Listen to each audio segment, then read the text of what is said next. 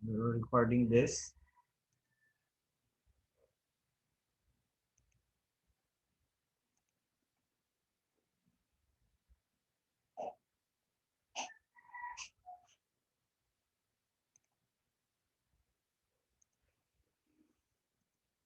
Okay, can you see the PowerPoint right now? Marunong naman kayong gumamit ng Zoom. Ano, pag halimbawa yung problem, hindi nyo basa, liitan nyo lamang tong i-hide nyo lamang yung baguhin nyo lang yung setting ng video, no? Itong sa may video. Click nyo lamang yung halimbawa para mabasa nyo yung buong PowerPoint. Can you see the PowerPoint right now? Okay lang. Ito yung huli nating sinolve, no? Yung Carnot cycle. So, today we're going to discuss the Rankine cycle.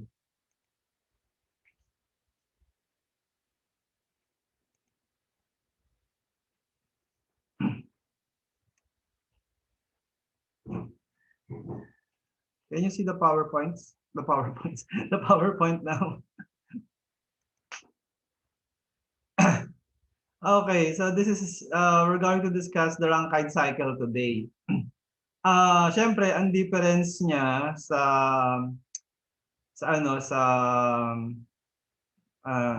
Carnot cycle, as you can see, hindi na yung boiler, yung boiler natin hindi na siya isothermal, hindi na siya constant temperature. So actually yun yung main difference, Pero pag Rankine cycle, we still have the two isentropic process. Yung pump natin isentropic, tapos yung turbine natin isentropic. Tapos also yung natin, yung condenser natin isothermal din. So ang main difference lang talaga dito yung boiler, no? Yung boiler natin, if you're going to trace, kung hindi niyo nakikita yung side ng PowerPoint, paki-minimize niyo lang yung video. So this is the boiler, no, from point 1 to point 2.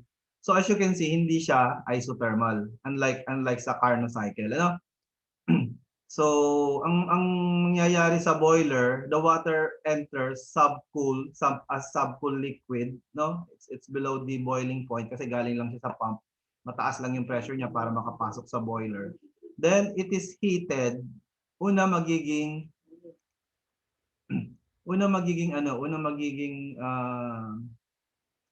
saturated liquid muna siya, boiling point tapos magi-evaporate yung water, magiging saturated vapor. Tapos as you can see, pag number 2, superheated vapor na yan. Superheated steam.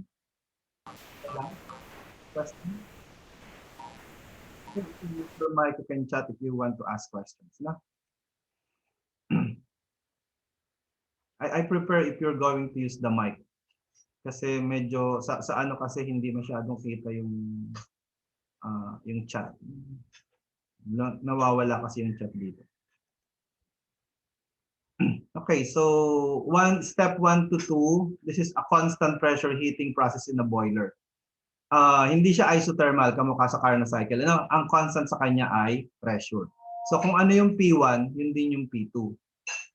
Okay, sa boiler.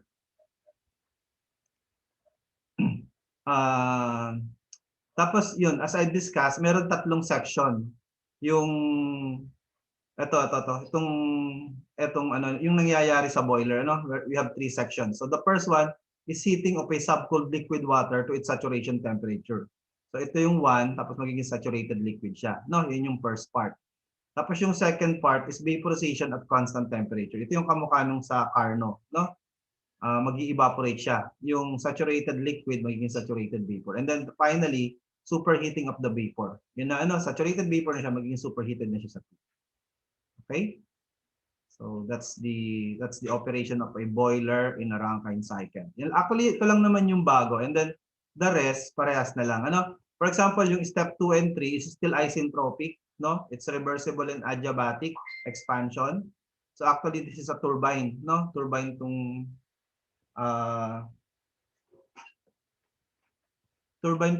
yung turbine natin, ganun pa rin sa Rankine cycle, isentropic pa din. So what I'm trying to say is turbine yung step 2 to 3. Ito, turbine to. Ano? Turbine yan. Ito, boiler lang naman to. Ano?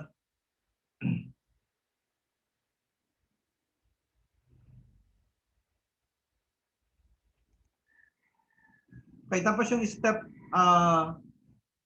production of wet steam in a turbine.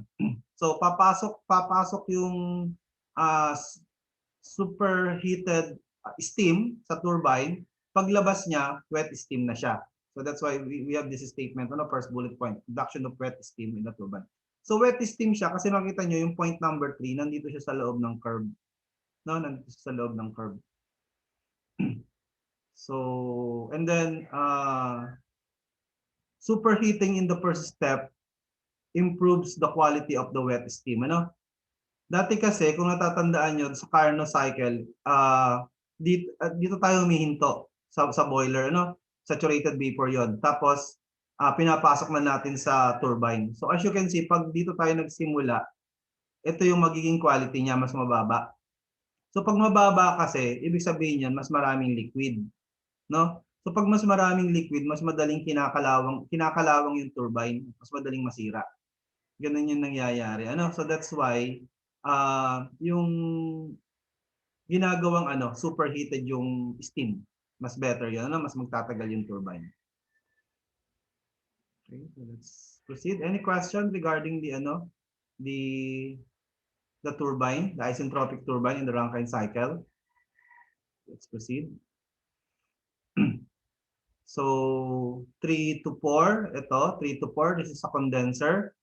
So as you can see, ang operation nito is constant temperature. Kamukha din sa Carnot cycle, constant temperature, isothermal, and constant pressure. Kung ano yung P3, yun din yung P4. Kung ano yung T3, yun din yung T4. So this is going to produce saturated liquid. So pag nagso-solve tayo ng Rankine cycle, usually ang given itong condition lang ng number 2. Itong number 2 lang yung given. Siyempre pag halimbawa given yung temperature at pressure niya, we just simply use the steam table. You can find the H2 and the S2. The enthalpy sa point 2 at saka yung entropy ng point 2. So kung isentropic yung process from 2 to 3, masosolve nyo yung, kasi ito, S3 is equals to S2. Tapos usually given naman yung dito, either temperature or pressure. Basta may given na, halimbawa pressure, given yung pressure, halimbawa given yung P3. Together with the entropy, masosolve nyo yung H3. No? So pag nahanap nyo na yung H3, basically, ang mga problems lang naman dito, hanapin nyo lang naman yung H1, H2, H3, H4. Ganun lang naman yan. Tapos masasagot nyo na lang lahat ng tanong. So, ito namang point 4 to solve the enthalpy at H4, kailangan nyo lamang ng isang value. So, halimbawa, given yung pressure sa 3, yun na rin yung pressure sa 4. Tapos saturated saturated liquid. No? Pag Rankine cycle, palaging saturated liquid yung number 4. So that's how you find H4, no? Punta kayo ng superheated steam table part, tapos punta kayo doon sa pressure na yon, tapos hanapin niyo lamang yung basically this is HL, di ba? Ganun lang 'yun. Okay? Any question regarding the condenser? This is just a heat exchanger, Heat exchanger lang yung condenser. And then finally, 4 to 1. So yung 4 to 1 naman is a pump. So itong step 4 to 1, pump yan. Ba't natin kailangan ng pump? Kasi mataas ang pressure sa boiler. Hindi papasok yung tubig pag hindi kayo gumamit ng pump. So kaya may pump dito sa step 4 to 1. And then we're going to assume sa Rankine cycle na isentropic yung pump. 100% efficient. Ganun yung Rankine cycle. So pag sinabing isentropic, ibig sabihin, kung natatandaan nyo pa, reversible tapos adiabatic. So 4 to 1 is pumping of saturated liquid to the pressure of the boiler. Kamukha din na sa Carnot. Actually, yung tatlong steps, kamukha rin lang yan sa Carnot. Itong tatlo na to. Ito lang yung iba. Yun lang yung iba. Yung boiler lang. Question so far? can use your microphone, you can chat if you have any question.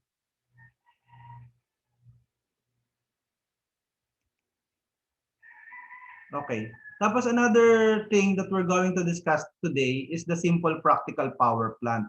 So konting-konti lang naman yung difference dito sa sa Rankine cycle. The only difference between a Rankine cycle and a simple practical power plant is that in a simple practical power plant, the pump and the turbine are not 100% efficient, no? So the process are no longer isentropic. So realistic na tong simple practical power plant. Hindi na 100% efficient yung turbine at saka yung pump, no? So, siyempre, kumbaga yung Rankine cycle at saka yung Carnot cycle, ginagawa natin yung calculation noon para ma-determine natin yung efficiency ng, for example, ng simple practical power plant, ng mga actual plants, no? And then, as you can see, if the turbine is not 100% efficient, itong dash line, ito yung Rankine cycle, itong dash line na to. So, ito yung quality niya. So, pag halimbawa, we have a simple practical power plant, tapos yung entropy niya, this is S, This is S. Yung entropy niya magi-increase. As you can see, yung quality ng output ng turbine, remember, this is a turbine, itong step 2 to 3, magi-improve, no? Magi-increase yung kanyang quality, no? So, pag nag-increase yung quality niya, ibig sabihin, mas konti yung steam, mas konti yung tubig, yung liquid water. So mas konti yung liquid water. Generally, the liquid water would be less than 10%. Mas konti yon, mas less prone sa rusting yung turbine. Hindi siya kakalawangin kasi konti lang yung tubig. Okay? So yun yung sinasabi ni ni Bannes. Okay, so tatandaan lamang pag simple practical power plant, hindi yung entropy hindi hindi nagche-change siya, yung delta S hindi siya zero, no? May value siya, positive siya. Okay? Tapos yung pump, ganun din yung pump, Remember, kung natatandaan niyo pa yung calculation natin ng pump, yun. But basically yung midterm, I'm planning to include chapter 7 and chapter 8 only. Bali, hanggang dito na lamang yung midterm natin, pagkatapos itong discussion na to.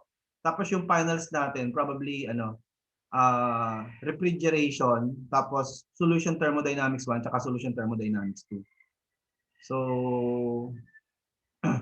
tingnan ko kung makakapag pa rin tayo, makakapag-collab pa rin tayo. Mas maganda kasing mag-collab, So actually, pwede naman siguro tayo mag-zoom na rin. I-share ko na rin lang sa inyo yung link. Madali lang makumonek. Tapos, balikan natin tong pump. Yung pump natin, itong 4 to 1. Okay? So review lang, tatandaan nyo, pag ang ginamit nating equation to calculate delta H ng pump ay yung B delta P, yan? Isentropic yan. Delta HS yan. No, delta HS yung makakalculate nyo. Okay? Tandaan nyo pa tandaan nyo pa yung ating derivation. So, itong formula na to, wala tong problema sa Rankine cycle. Kasi sa Rankine cycle, yung delta HS at saka yung delta H ng pump, kasi 100% efficient, parehas lang. Pero pag nasa simple practical power plant kayo, i-calculate niyo yung actual delta H ng pump using the efficiency. So gagamitin niyo yung efficiency equation sa simple practical, So tandaan niyo yung isentropic, mas maliit siya kaysa dun sa actual. Okay? So to calculate the actual delta H of pump, i-divide niyo to nung given na efficiency. Usually mga 75%, i-divide niyo ng 0.75. Tandaan niyo pa? Okay? So anyway, magso-solve naman tayo mamaya ng problem. Okay, so unless you have any question regarding the Rankine cycle and the simple practical power plant, we'll try to solve the problem. So basta tandaan nyo, pag simple practical power plant, may given na efficiency. yung pump at saka yung turbine. Okay? So let's try to before we go to the problem, let's take a look at the equation. So reviewin natin ano?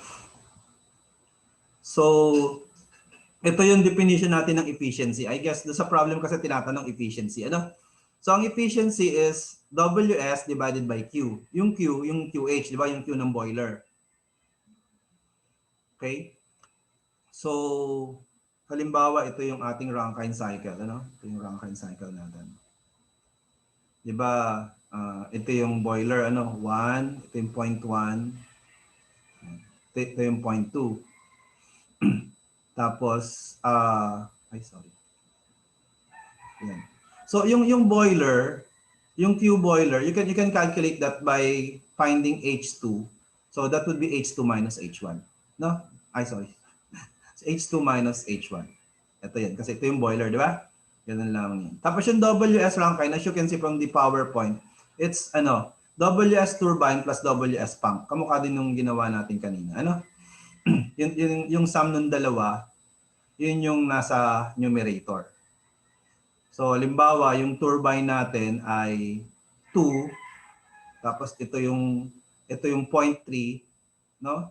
Yung 0.3 yung sa yung end ng turbine. Usually, pumapasok siya dito sa curve. Hindi ko lang naipasok. Pumapasok siya dito. Mas malaki dapat yung curve.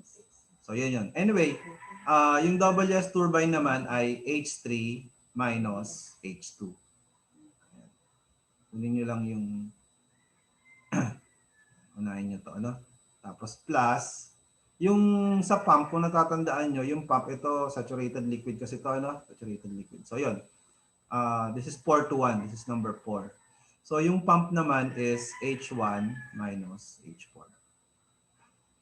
So, as you can see, in order to solve the efficiency, and all you need to do is find H1, H2, H3, and H4. Ganun lang. No? Questions? Na-imagine nyo naman to? Mahalaga may basic understanding kayo nung process. Naman sa inyo, malinaw naman, logical naman sa inyo yung kwento, bakit kailangan ng boiler, kasi siya yung magpo-provide ng steam sa turbine.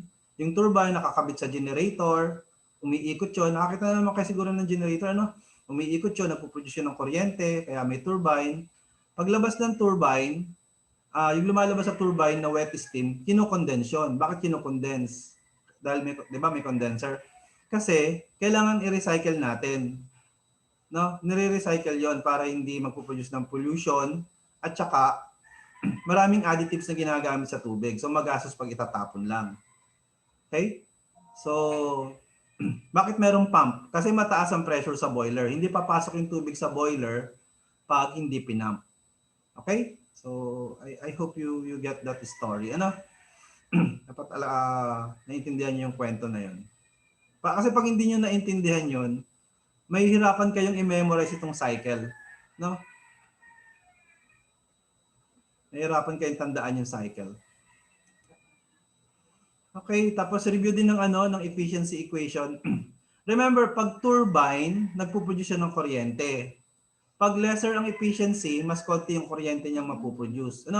So that's why ang formula ng turbine, the efficiency ay yung delta H nasa numerator kasi ito yung actual, ito yung mas maliit. Yung delta HS nasa ilalim. As opposed sa pump. Ang pump naman gumagamit ng kuryente. So that's why yung delta HS ng pump, yung nakakalculate nyo sa B delta P, inuulit-ulit ko yan para hindi nyo makalimutan. Pag ang ginamit yung equation to calculate delta H sa pump, B delta P, ito yung equation pag pump hindi nyo gagamitin ng steam table. Ito yung ginagamit na formula to calculate delta HS. Ang makukuha nyo dito ay delta HS. Okay? Ito yung mas maliit. Ito yung nasa numerator in calculating the efficiency. So, I hope you get the story. Bakit magkabaliktad yung kanilang efficiency equation ng turbine at saka ng pump.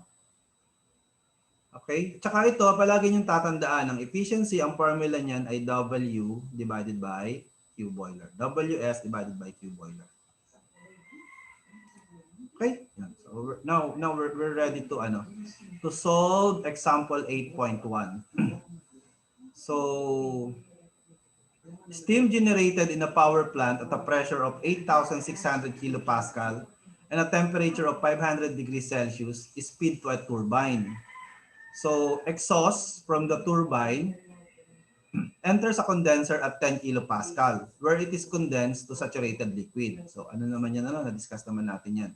Which is then pumped to the boiler. So for letter A, what is the thermal efficiency of a Rankine cycle operating at this condition?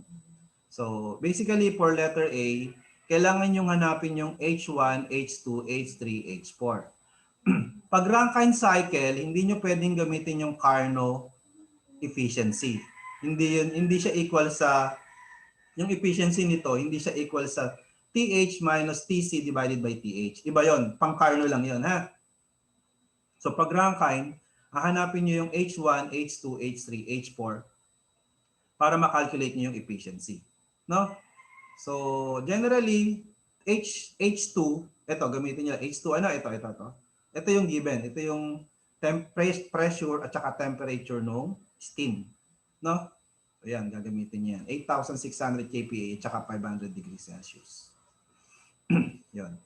Tapos yun, makukuha niyo na din yung H2 at saka S2, no? Tapos ang process is isentropic. Kung ano yung S2, yun na rin yung H3 prime. Tapos S3 prime together with 10 kPa, makukuha niyo na rin yung H3 prime. No? Ganun lang 'yan. So susunod yung pour naman. Ang pour, ang pressure nun 10 kPa pa din. Tapos saturated liquid siya. So makakalculate niyo rin yung H4. Okay? Tapos para makalculate niyo yung H1, 'di ba, ang formula lang natin diyan, delta HS is equals to B delta P. So ito yung P final, P initial, ganun lamang yan, Ito yung P1, 8,600 kPa. Kasi kung ano yung pressure sa 2, yun din yung pressure sa 1. Remember, constant pressure yung boiler. Okay? So this is P1 and P2. So this is the final pressure. This is the initial pressure. This is P4. Tapos itong B, pwede niyo tong hanapin sa Pwede niyo hanapin to sa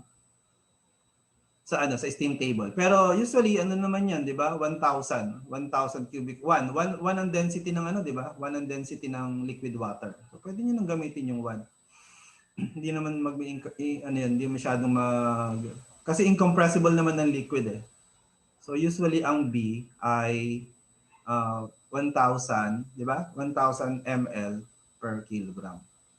This is the same as 1,000. Ang nasa steam table is cubic centimeter.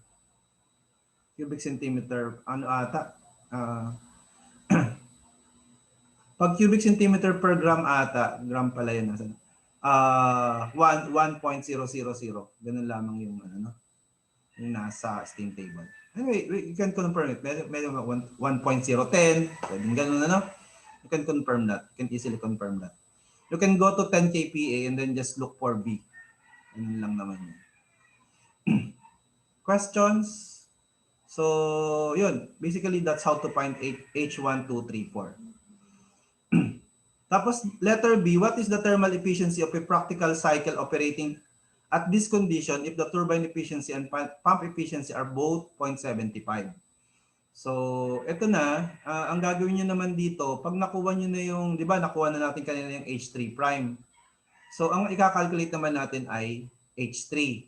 So, to find H3, gagamitin natin dito yung efficiency equation. So, for example, sa turbine, ang efficiency equation ay delta H, ano ba ang mas maliit? Delta HS o delta H sa turbine?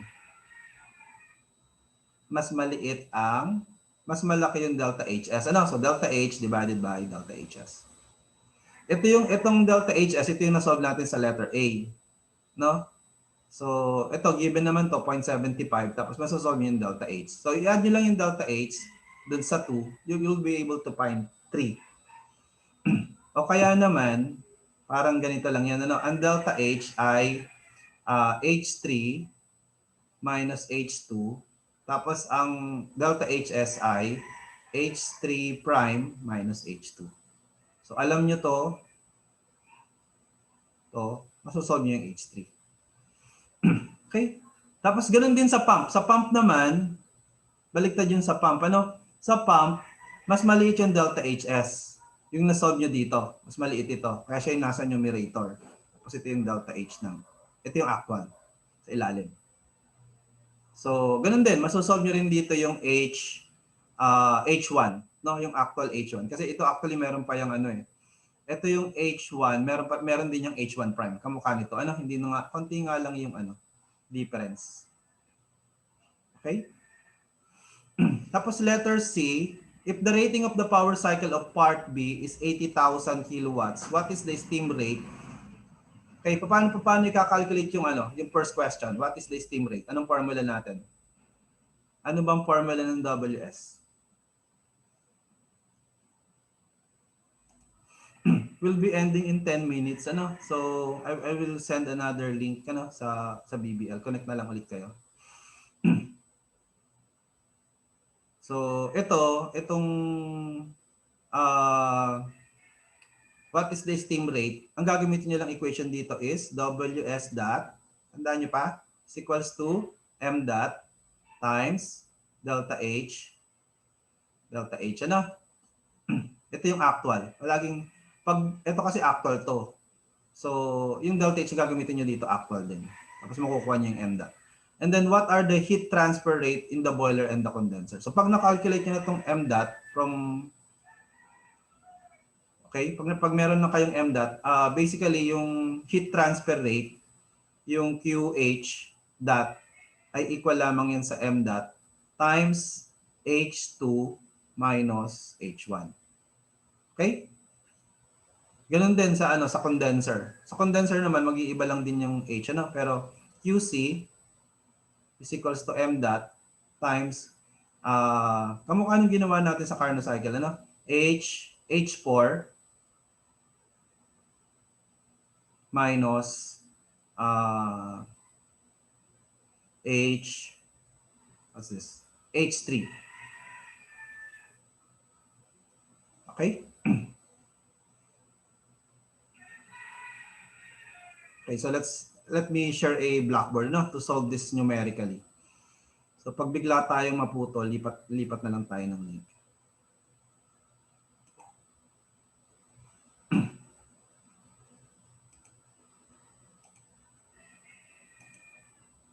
Okay, I hope you have the steam table with you, ano?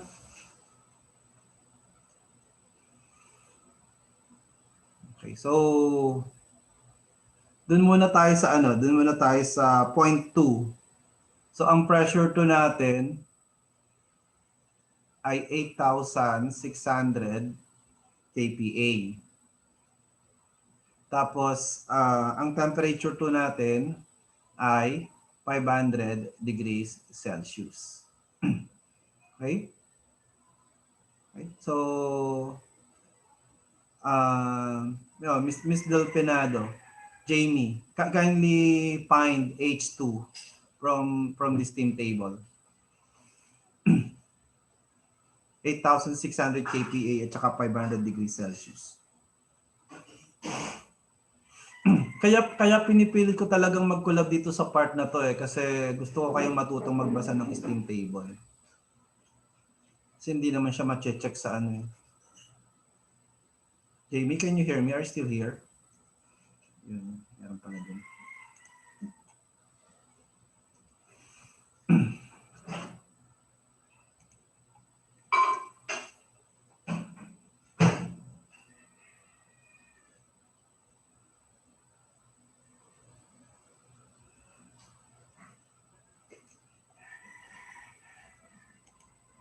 Yes, very good. 3,391.6. Ano? Of course, this is kilojoules per kilogram. Sino pa ba nandito?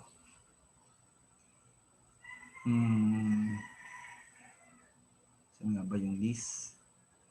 participant.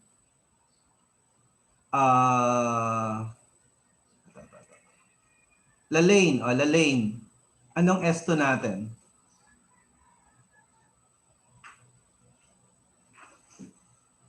Do you have a steam table? Anong S2 natin?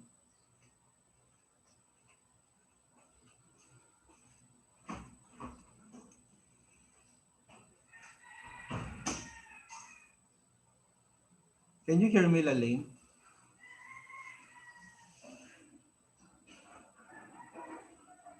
You can use your mic. Yun, meron na. Sige, sige. Take your time.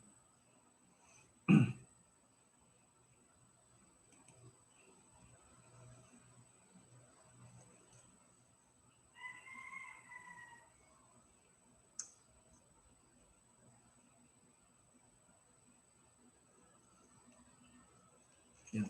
Yes, ito siya. 6.6858. Very good. So, more or less, marunong kayong gumamit ng steam table. Ano? Ang unit nito ay kilojoules per kilogram per Kelvin. Okay, susunod, kasi di ba tandaan nyo naman, ano, from, halimbawa, ito yung ating, ano, ito yung, di ba superheated siya, ano? Hirapan ako magdaon. Superheated siya, so, tapos ito yung entropy, ito yung temperature, ano? So, papasok ng turbine yan, tapos constant yung entropy. So, imagine niyo na lang is, ano yan, horizontal line. Ito yung 2, ito yung 3. So, kukunin natin yung H3. So, para makuha natin yung H3, yung S3 equal siya sa S2. I-assume natin na gano'n. Kasi isentropic, di ba? So, ang S2 natin, ang S3 natin, 6.6858 din. Ano? Kilojoules per kilogram. Tapos, ang pressure dito, yung P3 ay 10 kPa. So basically ang gagawin nyo, kasi kita nyo wet siya, ano, pag wet, meron kayo makakalculate na quality. Tapos yung makakalculate yung quality, yung gagamitin nyo to calculate H3. Parang ganun, ano? So this time you need to find SL and SB. No? So Aaron, ano ang SL natin at 10 kPa? 10 kPa. Anong SL natin at 10 kPa? Aaron. What is SL?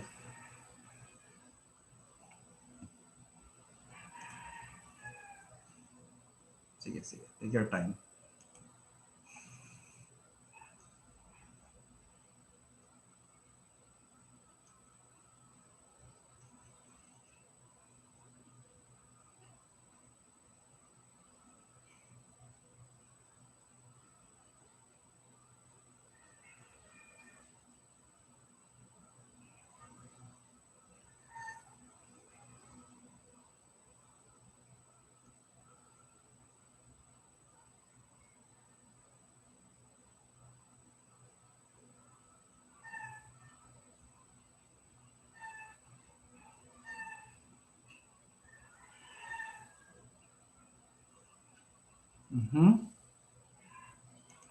See kung tama. 0.6493. Yes, very good. That's 0.6493. Ano? SL is 0.6493. And then SB. So SB is 8.1511. Okay. Tapusin ko lang yung calculation ng S3 tapos i-end ko yung meeting. Ano? Lipat para mag-record, para makuha natin yung recording.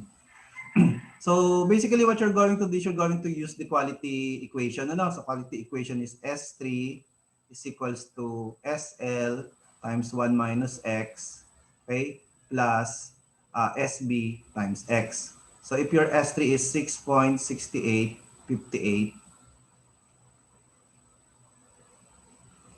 and then SL is pressure ako doon sa oras.